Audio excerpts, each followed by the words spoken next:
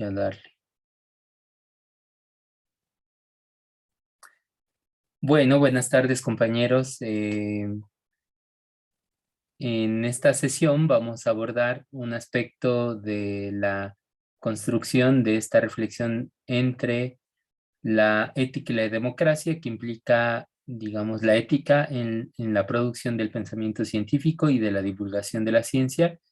Entonces, vamos a hablar de algunas problemáticas que están atravesando ese eje transversal del hacer universitario, del hacer de la divulgación y del hacer de la producción del conocimiento científico, que implica la ética dentro de ese trabajo cotidiano en el que nos vemos involucrados muchas y muchos mexicanos, justamente en este afán de construir redes de colaboración, redes de imbricación, de esfuerzos, ¿no? Por construir un pensamiento desde México, ¿no? Desde nuestras regiones, ¿no? Y bueno, entonces vamos a hablar de la ética en la investigación científica y cómo se relaciona eso con la ciudadanización de la ciencia y la producción de sociedades más democráticas y donde tomemos mejores decisiones, ¿no? Que eso es lo que veíamos en una sesión pasada, ¿no?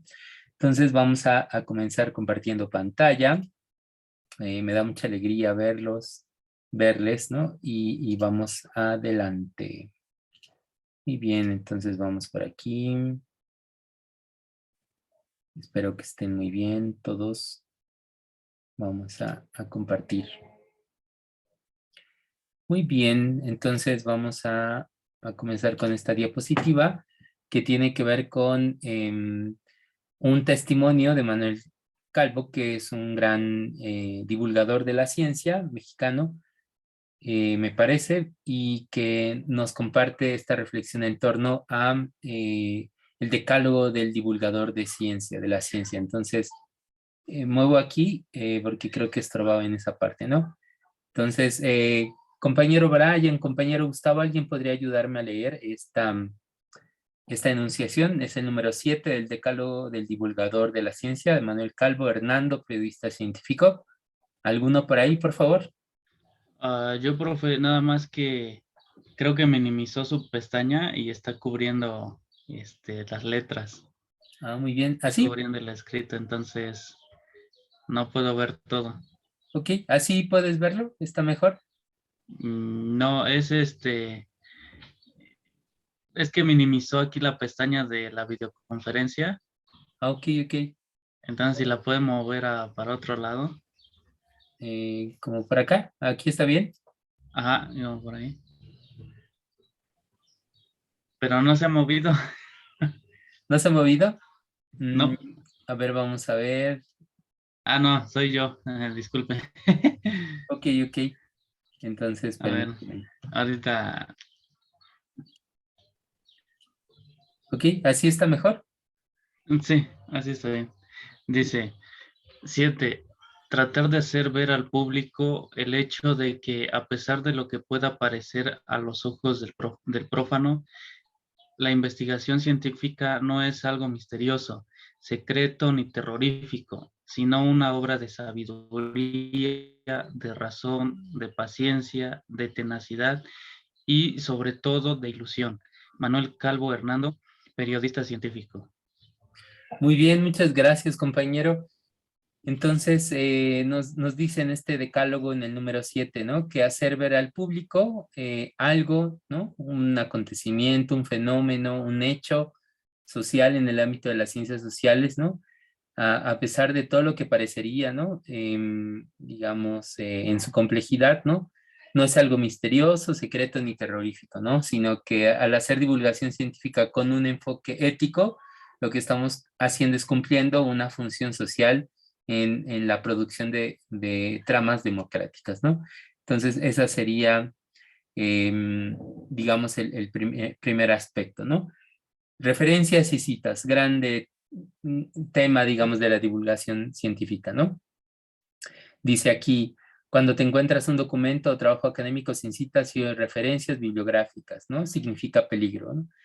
Este meme, digamos, implica algunos de los grandes aspectos de la vida que estamos viviendo, ¿no? De la posverdad que llaman, ¿no? Del relativismo cultural que inauguró la posmodernidad, ¿no? Que implica el hecho de que pues todos tendrían un punto de vista valioso que compartir, ¿no? Y que esta idea, pues sí permea las redes sociales, las plataformas digitales, ¿no? Y estamos inundados cada vez más de información que no tiene un sustento científico, que no tiene al menos una prueba metodológica con la cual sustentar aquello que representa o transmite o comparte. Entonces, este meme nos habla de esta dimensión justamente, ¿no? Esta sesión tiene esa preocupación de que implica la siguiente pregunta, compañeros, ¿no? ¿Cómo podemos construir sociedades democráticas, ¿no? Si la información con la cual conformamos nuestros puntos de vista muchas veces no tiene referentes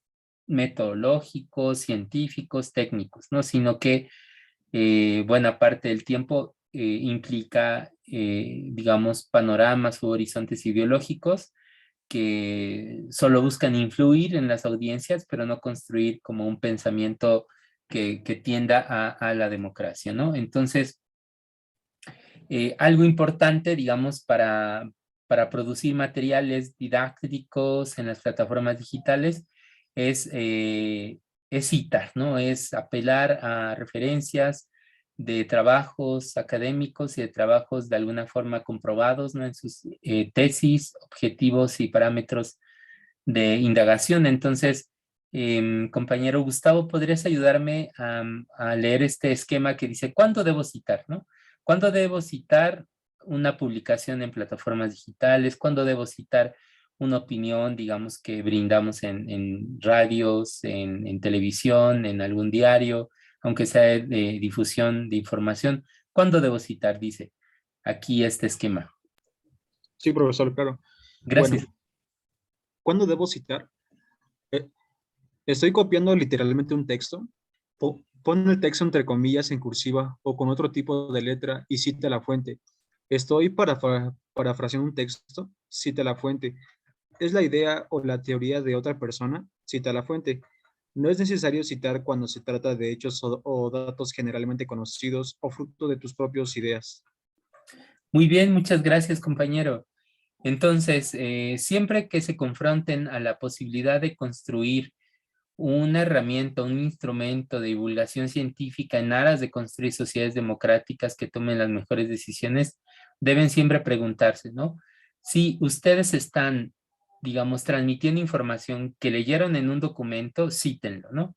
Si están parafraseando la idea de un autor, autora, en un documento publicado, ¿no? O por publicar, citen la fuente, dice nuestro esquema. Y finalmente, si es la idea, autoría de otra persona, ¿no? Aunque no esté publicada y aunque no esté, digamos, referenciada, ¿no? En algún archivo o plataforma de reservorio de documentos bibliohemerográficos, también citen la fuente, ¿no? Cuando no es necesario citar, cuando estamos justamente apelando a un aspecto, a un horizonte, idea, concepto, categoría que nosotras y nosotros hayamos de alguna forma cobijado y alimentado. ¿Qué quiere decir esto? Que si es, por ejemplo, la invitación a un evento, ¿no? No necesitan hacer una cita, ¿no? Si es una interpretación o un comentario en torno a un fenómeno, un acontecimiento sociocultural, tampoco tienen que hacer una cita, al menos que no referencien o apelen o evoquen a un autor concreto, ¿no? Entonces, este esquema nos permite eh, responder, ¿no? ¿Cuándo debo citar, ¿no? Una fuente a la hora de construir instrumentos de divulgación de la ciencia, ¿no? Entonces, en esta perspectiva de la ética en la investigación, ¿no? Científica, hay una regla básica que dice que todo tiene dueño, ¿no? Entonces, digamos, cómic nos ayuda a hablar de esta perspectiva, ¿no? Brian, ¿podrías ayudarme? Dice las leyes de Newton, con Cuco y Pepo. Dice, sí, profesor. Dice, las leyes de Newton. Newton, su peluca. 1. En reposo. Velocidad constante. Ley de inercia. Las cosas seguirán haciendo lo que estaban haciendo a menos que les des un zape. 2. Viva la ciencia. Esto no estaba en mi contrato. Si le aplicas una fuerza, jalón o empujo a un objeto de masa m, lo aceleras, cambia su movimiento en la dirección de la fuerza. Esa aceleración no depende nomás de ti, sino de la masa del objeto. 3. Acción y acción y reacción. Si aplicas una fuerza a un objeto, ese te aplica a su vez una fuerza de igual magnitud, en sentido contrario. Muy bien, muy bien. Entonces, si podemos ver aquí, Cuco y Pepo son personajes de un escritor, digamos, de un ilustrador que se llama Juan L., ¿no? Y Juan L. lo que está haciendo es divulgar las leyes de Newton a través de la elaboración de un material gráfico que permita de alguna forma ser más atractivo para audiencias jóvenes, sobre todo, que están interesadas en la física, ¿no? En la historia de la física, ¿no? Entonces lo que hace aquí es evidentemente con total claridad decir, son las leyes de Newton y yo voy a traducirlas al material gráfico de mi propia autoría, ¿no? Entonces aquí hay una coautoría porque es el ilustrador quien está de alguna forma interpretando las leyes de Newton, pero parte de ese horizonte, ¿no? Entonces, en un instrumento de divulgación de la ciencia, algo que no podríamos perder de vista es que siempre cuando hagamos, por ejemplo, una interpretación a un lenguaje audiovisual, en particular necesitamos decir, para más información, por ejemplo, recomiendo leer tal lectura, ¿no? Entonces, esta es una regla básica de la relación entre ética y la producción de sociedades democráticas en el horizonte de la divulgación científica, ¿no? Eh, Compañero Gustavo, ¿podrías ayudarme a leer ahora esta diapositiva, por favor? Sí, profe. Desde los 70s, ya lo decía Asimov, existe un culto a la ignorancia. Siempre lo ha habido. La presión del antiintelectualismo ha ido constantemente abriéndose paso a través de nuestra vida política y cultural, alimentado por la falsa noción de que la democracia significa que mi ignorancia es igual de válida que tu conocimiento. Isaac Asimov. Muchas gracias, compañero. Bueno, estamos ante quizás el más grande divulgador de la ciencia de la historia, ¿no? Hasta el momento, ¿no? Y pues nos plantea una idea bien compleja, ¿no? Ustedes recordarán, por ejemplo, que en una sesión pasada hablábamos de los enfoques de la divulgación científica, ¿no? Y uno de los enfoques era concebir que las personas no saben nada, ¿no? Es partir del perfil del ignorante, ¿no? Es decir, vamos a divulgar ciencia, vamos a construir contenidos de conocimiento, de pensamiento científico para una población que no sabe nada, ¿no? Pero nosotros no compartimos ese enfoque. Nosotros lo que queremos, por eso es que estamos insistiendo en este aspecto de ética y democracia en el contexto de la divulgación científica, porque lo que concebimos es que justamente las personas alimentan, proliferan, evocan, ocupan, hacen habitar muchos conocimientos, saberes, experiencias y sentires, que quizás no todos sean científicos en el sentido de que persigan la comprobación de una hipótesis, ¿no? O la comprobación de un fenómeno, ¿no? Pero todas y todos utilizamos de alguna forma conocimientos, saberes, experiencias previos para resolver problemáticas que todas y todos tenemos, ¿no? Como personas en una sociedad como las nuestras, ¿no? Entonces, aquí el gran desafío, compañeras y compañeros, es que dice aquí el compañero Isaac Asimov, ¿no? Hay en la democracia, digamos, en una versión pervertida de la misma, la idea de que todas las opiniones valen, es lo que yo les compartía, ¿no?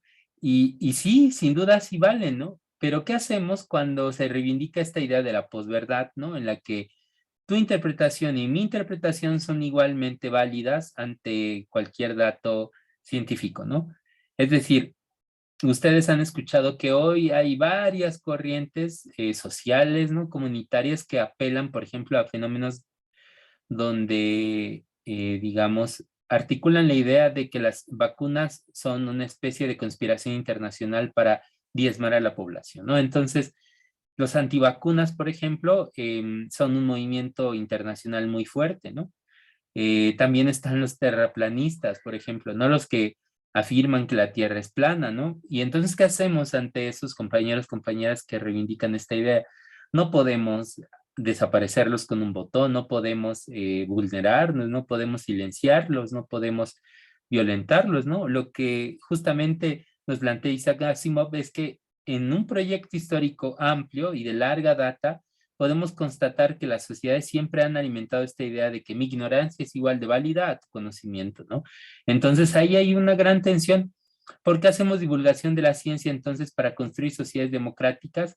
Para que quepan todas las voces, para que construyamos mundos donde quepan muchos mundos, pero donde brindemos herramientas, no desde una perspectiva verticalizante, digamos, autoritaria, de obligación, ¿no? De decirle a la gente, mire, esto es lo que tendría que saber, ¿no? Sino más bien para invitarlos, ¿no? A construir sociedades de conocimiento, sociedades plurales, diversas, donde el saber científico esté al alcance de todas y de todos, ¿no? Entonces, este es un gran tema en torno a la idea contemporánea de la posverdad y esta idea, por ejemplo, en sociedades democráticas, de que un eje ético, digamos, de la trama social cultural es que todos, la ignorancia o el conocimiento de todos de alguna forma está en en el mismo plano de existencia, ¿no? Entonces, eso implica, pues, complejidades, ¿no? Esta es una gran idea, ¿no? Por ejemplo, aquí vemos otro, bueno, digamos, una especie de meme de un perfil en Facebook que es muy interesante también de divulgación de la ciencia que dice, no está bien, no está científicamente demostrado que, y entonces trabajan como ideas que en la sociedad siempre están alimentándose en torno a tabús, a mitos, a preconcepciones, ¿no? Entonces, por ahí, Brian, ¿podrías ayudarme a leer este meme o esta ilustración, por favor? Sí, profesor. Dice, los condones dan cáncer. ¿Qué revista científica publicó el estudio? Al descubridor lo asesinó la industria de látex para que no saliera a la luz. No he leído nada en la prensa. La policía no ha investigado el crimen. La policía, los periódicos y el gobierno están implicados. Todos conspiran. Uh-huh. Así es, colegas, por ejemplo, esta ilustración nos permite complejizar esta dimensión, ¿no? Todo el tiempo escuchamos ideas en la combi, en el mercado, en la calle, en las reuniones de algún amigo o amiga, ¿no? Que enarbola una idea, ¿no? Que no está científicamente comprobada y esta ilustración como que nos permite compartir esa tensión, ¿no? ¿Qué pasa cuando empezamos a cuestionarlo, ¿no? Por ejemplo, ¿dónde escuchaste esta idea, ¿no? ¿Dónde escuchaste esta nota, ¿no? ¿De qué forma puede traducirse esa información, ¿no? ¿Has sabido algo más, digamos, de seguimiento de esa nota? Es decir, lo que pasa en estas sociedades como las nuestras, en las que todas las opiniones cuentan y no podemos nulificar, porque no es algo que deseemos y no es algo que estemos compartiendo como un deseo social, ¿no? Sino justamente lo contrario, ¿no? Construir sociedades del conocimiento donde las personas puedan acceder a la información más accesiblemente y en sus diversidades socioculturales, ¿no? Pero esto es algo a lo que nos confrontamos todo el tiempo, ¿no? Por ejemplo, y me gustaría hacerles alguna pregunta al respecto, y eso ya lo abordábamos un poquito en la sesión de nuestro seminario de teoría crítica, ¿no? Proliferaron los mitos en el contexto de la pandemia, ¿no?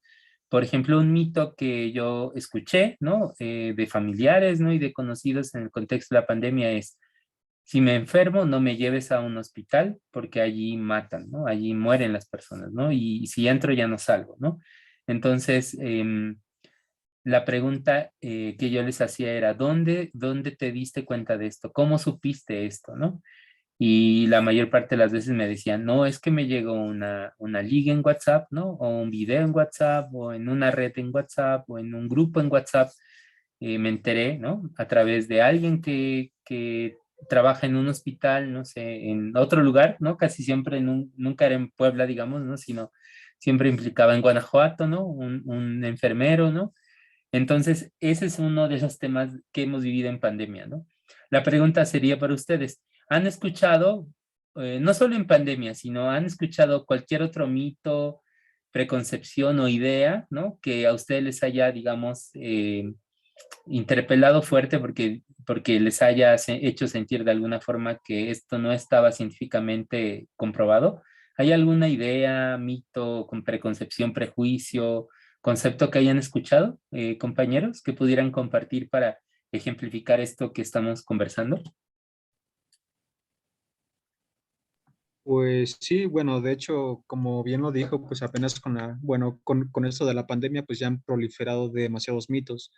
Y creo que el que más sonó en su momento fue el de las vacunas, sobre que bueno, estaban hechos no sé si habían dicho que de fetos, pero pues que sí resulta algo grave, ¿no? O sea, porque cl- claramente pues no se basan bueno, el mito o más bien los que se dedicaron pues a proliferar este mito ni siquiera se pusieron a pensar en las repercusiones, sobre todo negativas. Por ejemplo, esto provocó que demasiadas personas pues no optaran por vacunarse. Entonces creo que para mí es un mito fuerte. Así es, colega, exactamente, ¿no? Imagínate cuántas personas pudieron haberse salvado, ¿no? De haberse vacunado a tiempo y lamentablemente por un mito, una preconcepción, un prejuicio, una información no sustentada es que, pues, eh, tiene implicaciones. O sea, eso es justamente a donde queremos llegar, colegas, en estas sesiones, que la relación entre ética y democracia, ¿no? A través de construir herramientas de conocimiento científicamente sustentado, permite que prevengamos incluso la muerte de personas, ¿no? Prevengamos la muerte de problemáticas, horizontes de violencia, de crueldad, digamos, sí, de preocupación para nuestras comunidades, ¿no? Entonces, ese es el tema, ¿no? Justamente que la información que compartimos en redes, en plataformas digitales, tiene que estar profundamente sustentada porque hay una gran responsabilidad social en ello. Entonces, adelante, colega. Levantaste tu manita, Brian, ¿cierto? Adelante. Así es, profesor.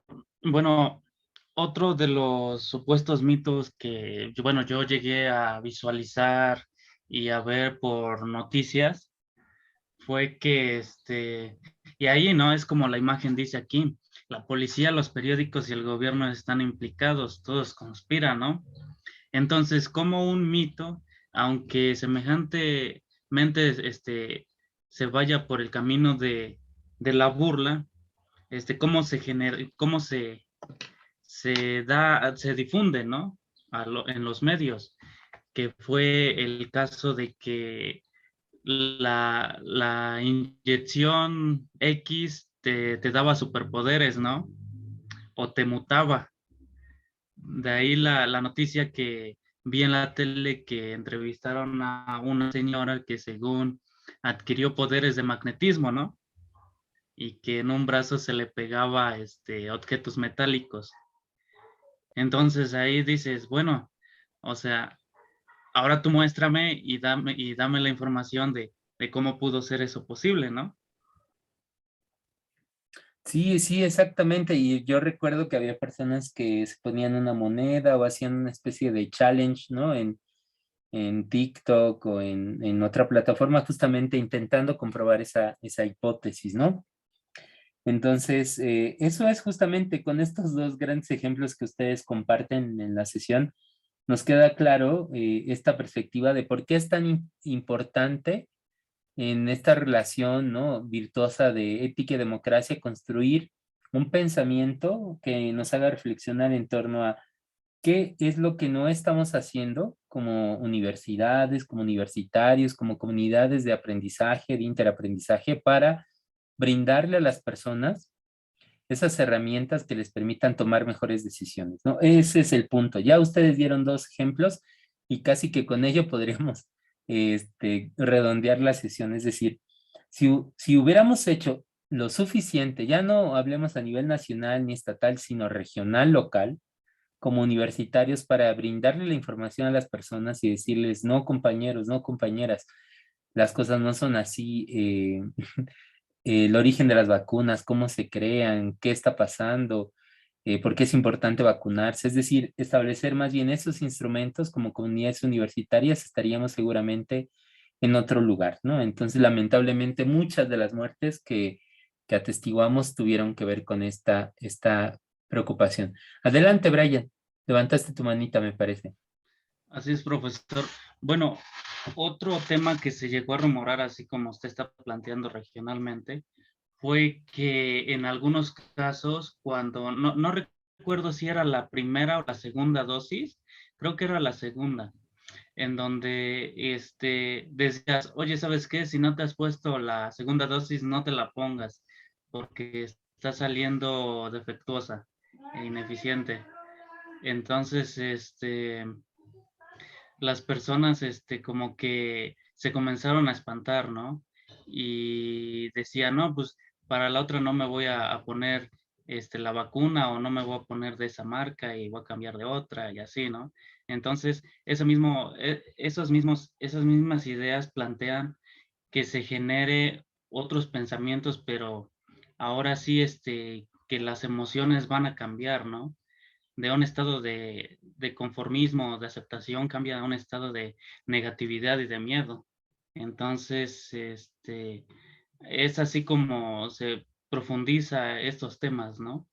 La mala información o la desinformación hace que las personas caigan en ese contenido de que luego son chascarrillos, ¿no? Por querer atemorizar o jugar con los demás, ¿no? Decía en la Biblia, en una, en una, disculpe, que un ciego no puede guiar a otro ciego, ¿no? Era una de las parábolas de Jesús. Entonces, ¿por qué? Porque los dos, iban a querer al mismo.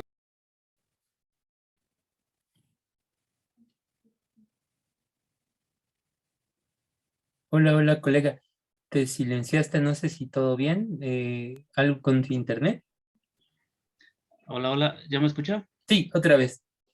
Adelante, Ah, adelante. sí, retomaba la idea de una parábola de Jesucristo, en donde decía, un ciego no puede guiar a otro ciego porque caen en el mismo hoyo, ¿no? Entonces, cómo la desinformación o la falta de información, o la falsa información, ¿no? Propician a que la gente adopte otras emociones, ¿no? De miedo, de ira, de preocupación, en vez de estar relajados, ¿no? Y tranquilos ahora sí que por tratar de cambiar el problema que se está efectuando. Así es, colega. Muy, muy valioso lo que planteas, ¿no? Y justamente en tu primera intervención, pues está esta dimensión de cuántas personas no han ido a vacunarse justamente en los refuerzos porque hubo todo un cúmulo de ideas, ¿no? Por ejemplo, entre broma y chascarrillo y digamos, recocha, ¿no? En torno a esta perspectiva, ¿no? Por ejemplo, las rusas, las vacunas rusas, la Sputnik, casi que me va a volver comunista, ¿no? Y las vacunas cubana o la mexicana, pues ni siquiera están científicamente comprobadas, ¿no? Solo voy a querer que me metan la inglesa, la vacuna estadounidense, ¿no? Y nuevamente con una perspectiva incluso que podríamos decir implicó una huella del colonialismo, ¿no? Entonces, te agradezco mucho este nutrimento, ¿no? Que implica tu intervención, ¿no? Y bueno, muestro este meme también por justo estas dimensiones mucho de redes sociales en las que se suelen, de hecho hay perfiles, ¿no? Que dicen memes con frases que nunca dijo y alguien, ¿no? Entonces, tipo, pues Benito Juárez, ¿no? Que apenas pasó su natalicio, lo utilizan muchas veces para publicar como cuestiones así, digamos, de recocha, ¿no? Para ejemplificar justo en esta dimensión todo lo que no podríamos sustentar y que incluso es una mentira, pero a través de la burla, digamos, sí, de la recocha se vuelve eh, ajá, sí, así es. Se vuelve como una mentira, ¿no? Decía Goebbels, creo, este ministro de Información, digamos, divulgación del Partido Nacional Socialista, que una mentira dicha mil veces se convierte en una verdad, ¿no? Entonces, eso es lo que encontramos muchas veces en las plataformas digitales, ¿no? Entonces, pasa mucho. Permítanme, ahora vamos con esta siguiente, ¿no?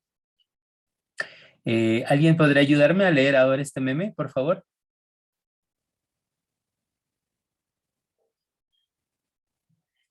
Si gusta, profe, yo puedo leerlo. Sí, adelante, colega. Dice, ¿quién tendrá la razón? Paulo Coelho y Ayn Rand. Dice Paulo Coelho que cuando quieres realmente una cosa, todo el universo conspira a tu favor. Y Rand dice que el mero hecho de desear algo no lo convertirá en realidad. Muy bien, muy bien. Excelente. Justamente estas dos perspectivas, digamos, que están implicadas, ¿no? En gran parte de los horizontes imaginarios que vivimos en la actualidad, ¿no? El vibrar alto, digamos, la idea de yo lo declaro, yo lo manifiesto, ¿no? Que viene del mindfulness, ¿no? Digamos, de esta tendencia económico-política a mercantilizar los afectos, las emociones, ¿no? Y que representan escritores como Paulo Coelho, ¿no? Que tiene que ver con si lo declaras es tuyo, ¿no? Todo el universo va a conspirar a favor tuyo, ¿no? Y por otra parte, esta escritora, Ayn Rand, que plantea el hecho de que aunque lo desees, pues no se va a convertir en realidad porque no tiene que ver con un deseo, digamos, ¿no? Sino tiene que ver con trabajo, con esfuerzo, con dedicación, con constancia, ¿no? Entonces, aquí vemos ejemplificadas dos grandes tendencias antagónicas, digamos, de la sociedad en la que vivimos, ¿no? Y que puede ejemplificar porque es importante la divulgación científica en sociedades que queremos que sean democráticas, ¿no? Adelante, compañero Brian. Sí, yo siento que, bueno, este tipo de contradicción, pues varios autores lo denominan, ¿no? Como una crítica o crítica a la, ¿no? Que, bueno, revisando los estudios de administradores o empresarios, está el caso del Pirruri con Alquimia para el Éxito, en donde, bueno, él plantea que pues solamente con trabajo, esfuerzo y esmero se pueden llegar a hacer las cosas, no nada más con el quererlo o el desearlo, ¿no? Sino que se necesita una motivación, una dedicación o metas y objetivos, ¿no? Así es, así es. Justamente eso es lo lo que queremos como ejemplificar con esta diapositiva, ¿no? Que debemos brindarle a las personas para que tomen mejores decisiones, información factible, viable, digamos, no concreta, que permita tomar las mejores decisiones, ¿no? Entonces, una imagen que simplemente les dice, pues no hay ningún valor en el esfuerzo, la dedicación, el trabajo constante, sino solo se trata de declararlo, pues no nos va a llevar a ningún lugar, ¿no? Entonces, por eso hablábamos desde esta imagen, ¿no? Perdón, estas... igual Carl Sagan, ¿no? Perdón, Isaac Asimov, ¿no? Em, esta idea de si no tienes evidencia, pues no puedes construir mucho conocimiento, ¿no? Que pueda ser, digamos, transmisible o posible de construirse colectivamente y comunitariamente, ¿no? Ahora vamos a hablar de los instrumentos, ¿no? Em, Dice la tercera ley de Clark, toda tecnología lo suficientemente avanzada es indistinguible de la magia, ¿no? Entonces, ahí hay un gran debate, ¿no? O sea, las sociedades modernas, centroeuropeas, occidentales, siempre pensaron que todo conocimiento, saber, sentir, experiencia por afuera del método científico era magia, ¿no? Entonces, o superstición, superchería.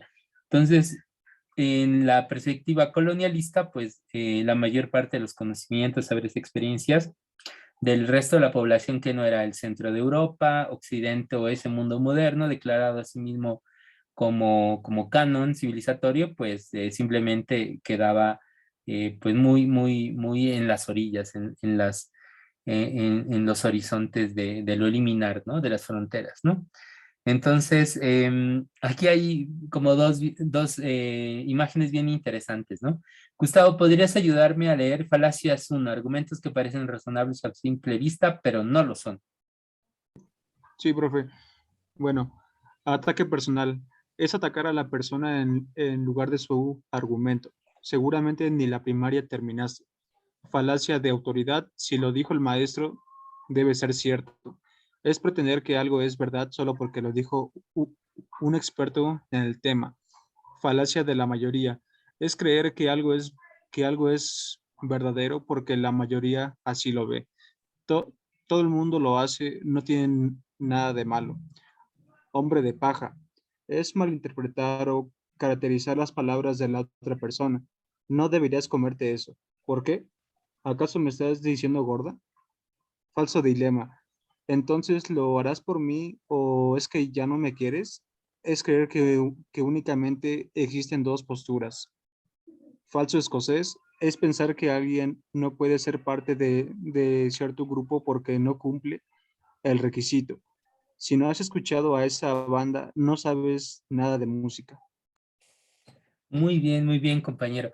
Pues justamente aquí lo que quiero transmitirles es que hay en la vida social, en la vida comunitaria, muchas formas en las que nosotros transmitimos estas falacias a través de argumentar, digamos.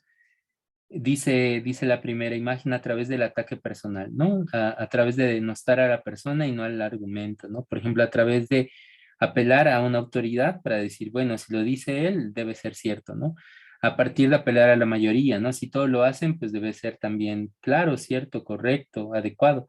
A través, por ejemplo, de minimizar a la otra persona, de plantear que simplemente hay dos alternativas únicamente y finalmente de que existe una especie de conocimiento refinado, ¿no? Alto, exclusivo, ¿no? Y que si no eres parte de ese grupo, digamos, pues, o de ese colectivo, de ese horizonte cultural, pues estás fuera de cualquier estatuto de conocimiento, saber o experiencia, ¿no? Entonces, todos y todas hemos hecho esto, ¿no? Manipular a otros y a otras para conseguir que de alguna forma nuestro argumento prime, ¿no? Sobre la conversación. Entonces, es una imagen que nos muestra cómo también tenemos que hacernos cargo de todas las veces en las que cometemos esos errores de no apelar, digamos, a un método científico o técnicamente comprobado, sino a un argumento falaz, ¿no?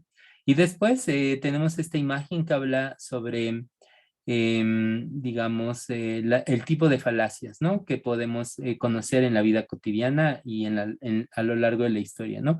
Entonces, estas son varias imágenes. No sé si, Brian, ¿podrías ayudarnos a leer falacia ad hominem, por ejemplo, y las que siguen? Sí, profesor. Dice, movimiento popular antifalaces. Por la razón o la razón. Curso rápido para identificar falacias. Existe la falacia ad hominem, que es atacar o descalificar a la persona e ignorar su argumento. Está la falacia ad baculum, amenaza solapada para convencer al otro. También está la falacia ad misericordia, que es hacerse la víctima. Está la falacia ad populum, que es afirmar que algo es cierto solo porque una supuesta mayoría lo sostiene. Está la falacia ad verecundiam, en la que afirmar que algo es cierto solo porque lo dice una autoridad en el tema.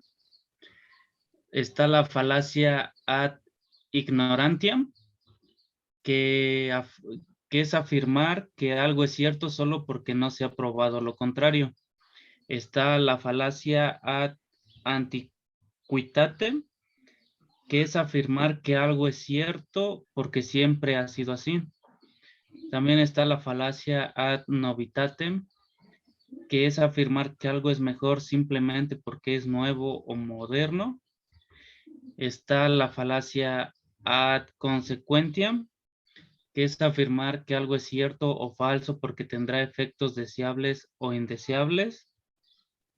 También está la generalización apresurada, que quiere decir que algo es cierto cuando no se tiene evidencia suficiente que lo avale. Está la conclusión irrelevante, que es introducir una información válida en sí misma, pero que nada tiene que ver con el asunto en discusión. También está la falsa dicotomía, cuando se afirma que existen solo dos opciones y que ambas son excluyentes. Está la falacia non sequitur, en donde las razones dadas para sostener una afirmación son irrelevantes y no tienen relación entre sí. Está la falacia del hombre de paja, que es atribuirle al otro una afirmación que nunca ha sostenido. También está la falacia del efecto dominó, cuando se afirma que una acción provocará una serie de efectos consecutivos inevitables. Muy bien, muy bien.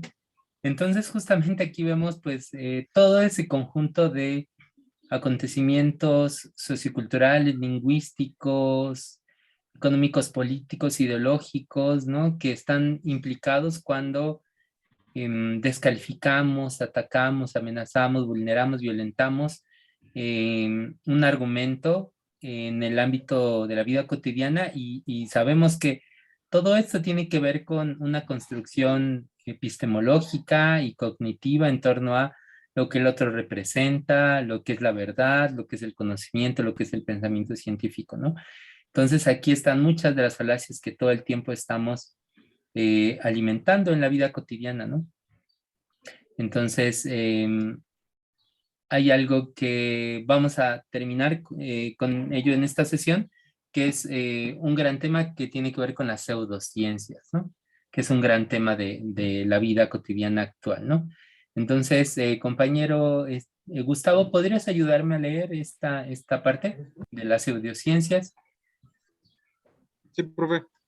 Las pseudociencias son afirmaciones o prácticas que son presentadas como científicas, pero que no se apoyan en evidencia de este tipo, ya sea porque son metafísicas, porque no usan un método fiable, o porque niegan o distorsionan la evidencia de la que disponemos. Es decir, las pseudociencias son cosas que se hacen pasar por ciencia, pero que en realidad, ajá, es que ya no se ve la parte de abajo, profe. Si una disculpa, ay, perdón. ¿Dónde te quedaste, colega? Me perdí. Ajá, en la parte de se hacen pasar por ciencia, pero que en, Ajá. Pero bueno, que es que, no se apoyan en evidencia de este tipo, ya sea porque son metafísicas, porque no usan un método fiable o porque niegan o distorsionan la evidencia de la que disponemos. Es decir, ah, las pseudociencias son cosas que se hacen pasar por ciencia, pero que en la realidad no lo son. Ujú, exactamente. Entonces, aquí hay un cúmulo, por ejemplo, de elementos que todas y todos conocemos. Por ejemplo, hay una pseudociencia que a mí me preocupa mucho justamente porque apela al colonialismo que nos atraviesa y es esta idea de las profecías apocalípticas, ¿no?